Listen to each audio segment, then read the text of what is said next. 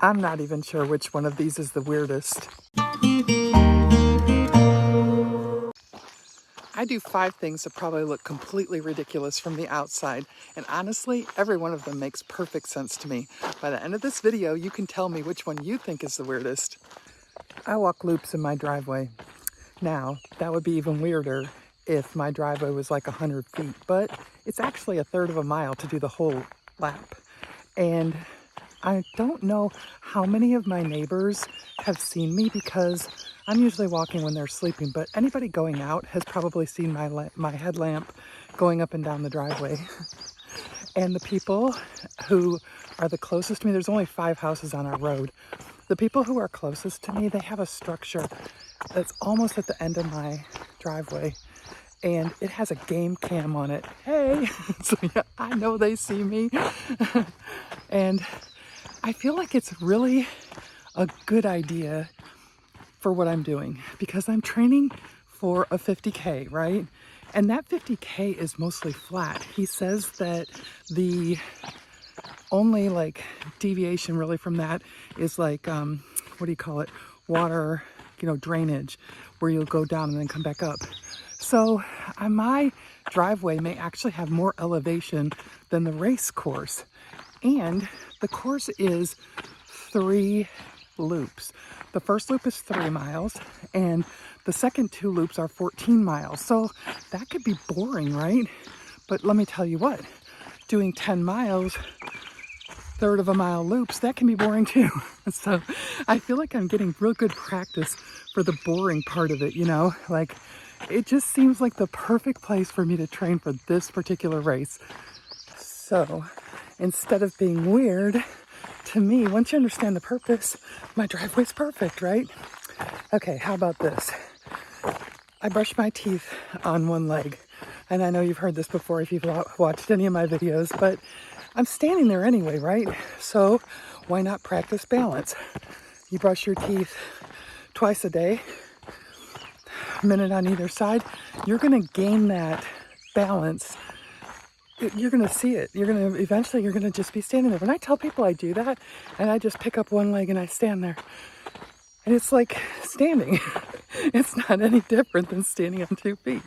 So while that may seem weird, I find that it's really good practice, and I do it every dang day. You know how important I think balance is. We don't want to be falling, and we definitely don't want to be caught unawares and lose our balance, which is pretty much, I think, when people lose their balance, something catches them unawares. And the next weird thing I do is I practice getting up and down from the floor every dang day. Why? Because it's important. My stepmom, who, bless her heart, she can't get off the ground. She's got an I fallen and I can't get up button.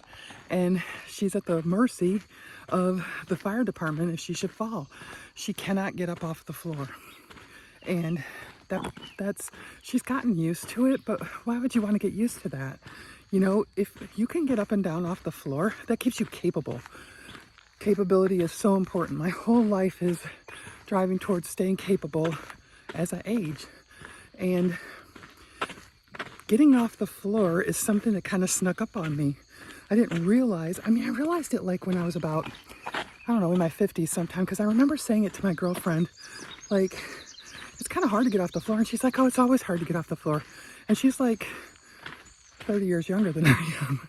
I thought, okay, well, if she thinks it's hard to get off the floor, then maybe it's no big thing, but it is a big thing. And it kind of sneaks up on you, where all of a sudden it's harder for you to get up and down off the floor. And that keeps you being able to get up yourself, keeps you independent. Hills. So I practice that every day. I do stretching, which I hate, but I do it because it's important. And the side benefit of that is that the stretching takes place on the floor. So I have to get down and get back up off the floor. On my goals list, I don't know if you've ever heard of a Turkish get-up. I've be able to do 5 Turkish get-ups on my goals list for as long as I can remember. And I've never really worked on it because it's done with a kettlebell. And when we moved here, somehow I lost my little kettlebell. So, I could still practice that thing without any weight at all, which is probably the best way to start. I just need to do it. And so it's definitely on my goals list. Definitely something I want to do because it will aid me in getting up off the floor. And so maybe you don't think that's weird, but I carry a microfiber car wash rag when I walk. And that happened kind of as an accident. My nose runs when I walk. And I thought it was just a cold weather thing, but it's not. It's a thing. And I got some bandanas, and they're too rough. Like my nose would feel like I'd had a bad cold after I got done walking any long distance.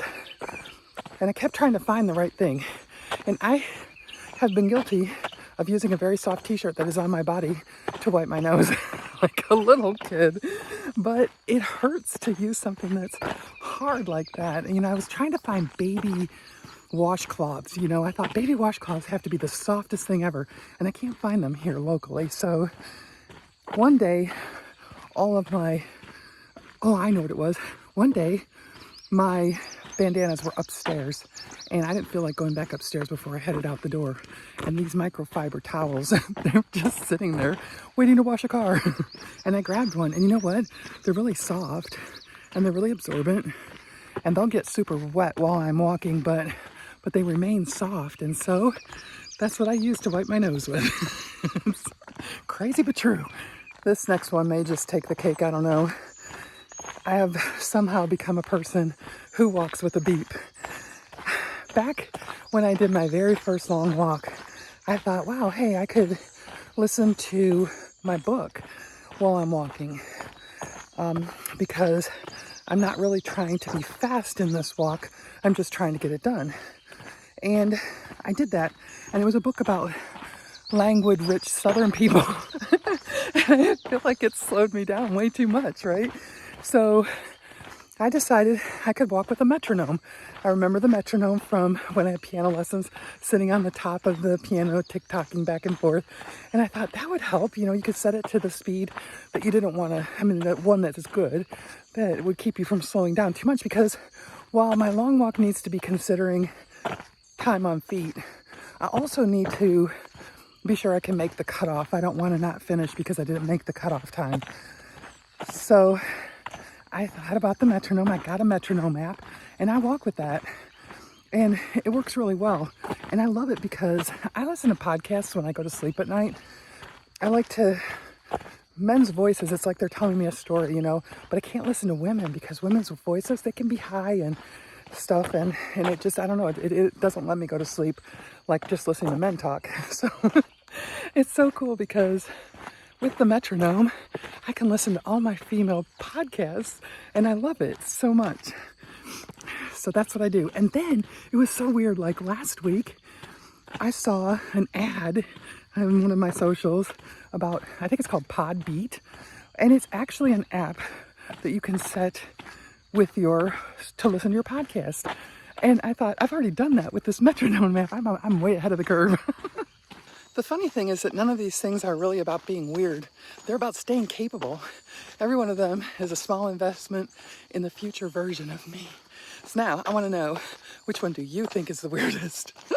Thanks for spending time with me today. If this encouraged you, give it a thumbs up and share it with another aging rebel who needs a little hope. I'll see you in the next one. And remember, live strong, laugh often, and shine with purpose.